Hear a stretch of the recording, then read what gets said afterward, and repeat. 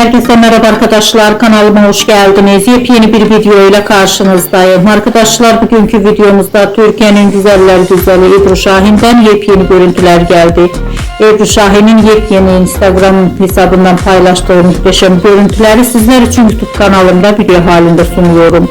Umarım beğenirsiniz. Arkadaşlar, videomu beğendiyseniz kanalımı izlemeyi ve bildirim butonuna basmayı unutmayın. Şimdilik benden bu kadar olsun. Yeni videomuzda görüşmek üzere. Hoşça kalın.